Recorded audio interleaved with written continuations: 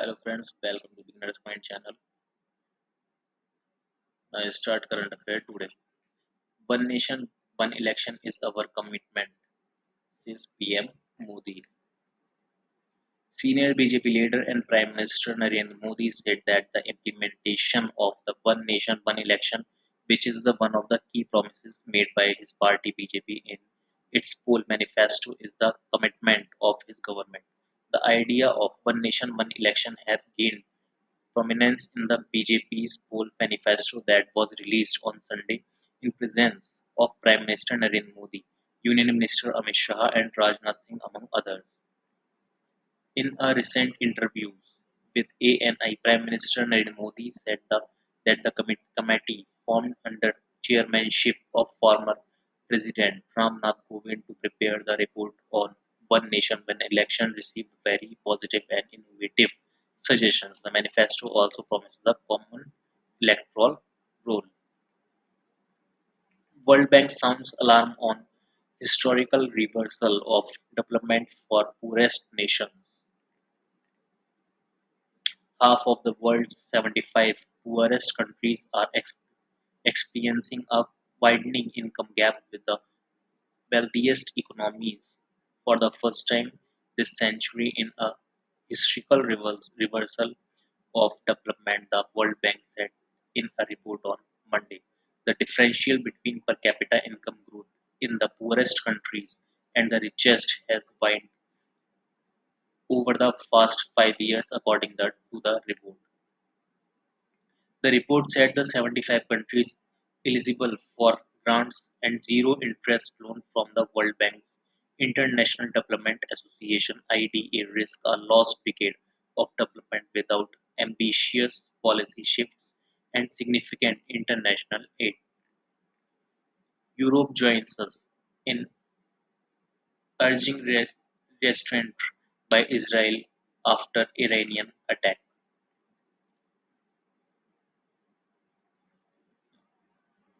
Tehran, Iran, April 14. People gather in support of the Islamic Revolutionary Guard Corps attack on Israel on 14th April 2024 in Tehran, Iran.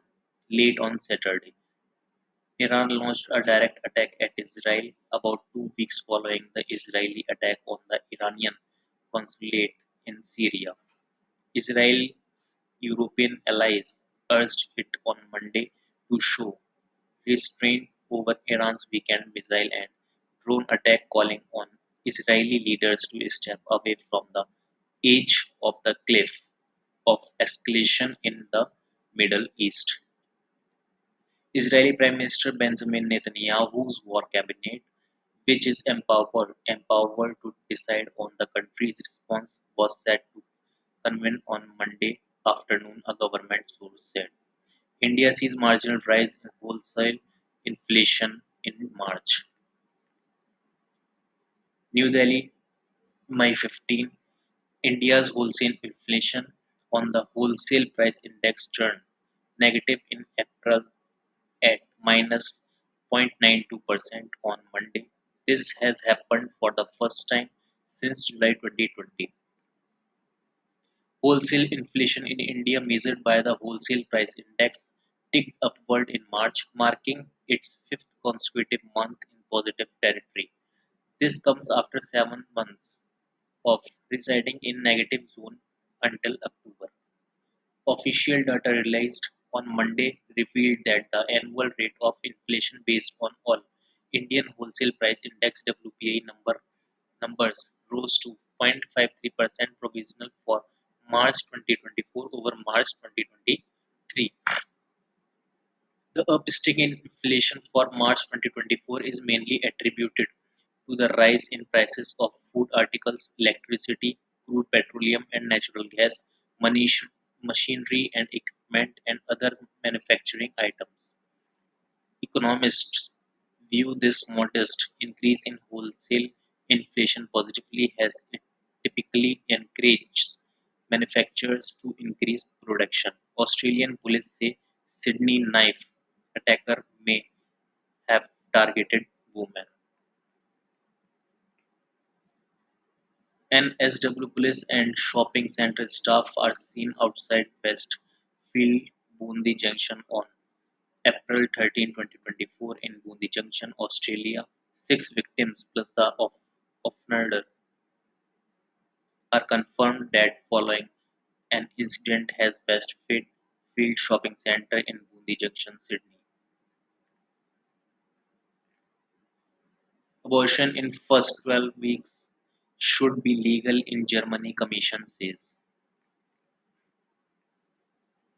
Germany should legalize abortion within the first 12 weeks of pregnancy, a government appointed commission recommended on Monday. Abortion is illegal in Germany, barring certain circumstances, such as when the life of the woman is at risk or she is a victim of a violent crime.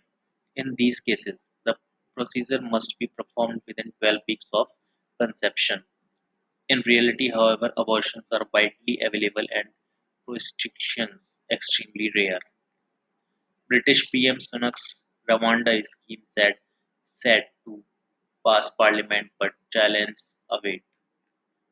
United Kingdom Prime Minister Rishi Sunak speaks to Asian International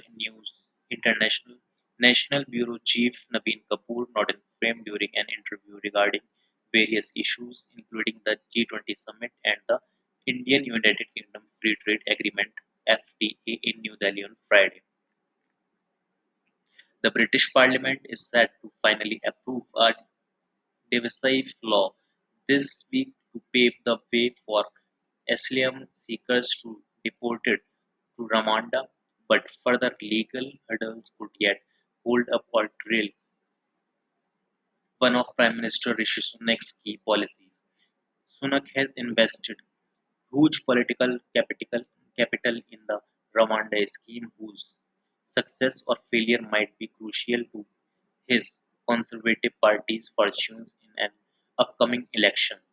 Given his promise, it will stop tens of thousands of people arriving without permissions in small boats across the channel.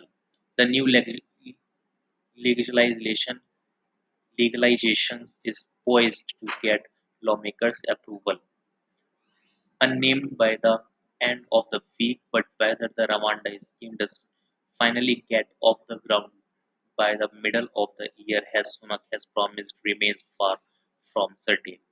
In our view, the legalization is utterly performative, said Paul O'Connell from the Public and Commercial Service (PCS) union, which has previously brought lawsuits over the policy and is preparing further action.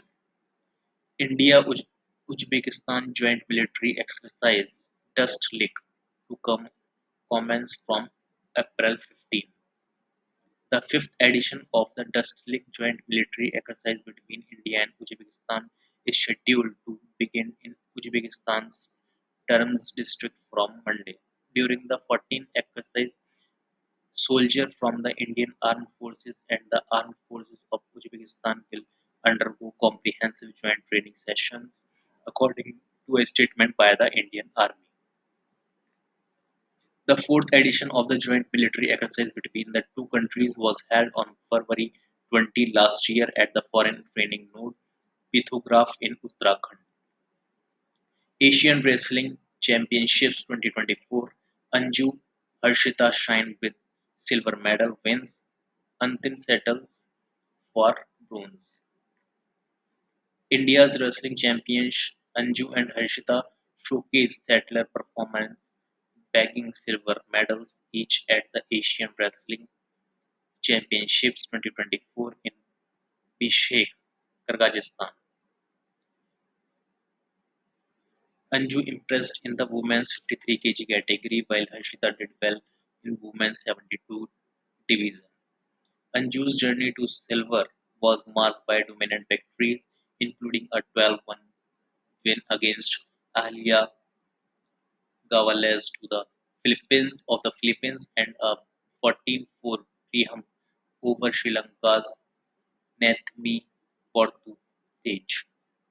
Despite a hard-fought 9-6 semi-final win against Chun Lai of China, she fell short in the final, facing a 10-0 defeat against Ji Hyang Kim of Democratic People's Republic of Korea.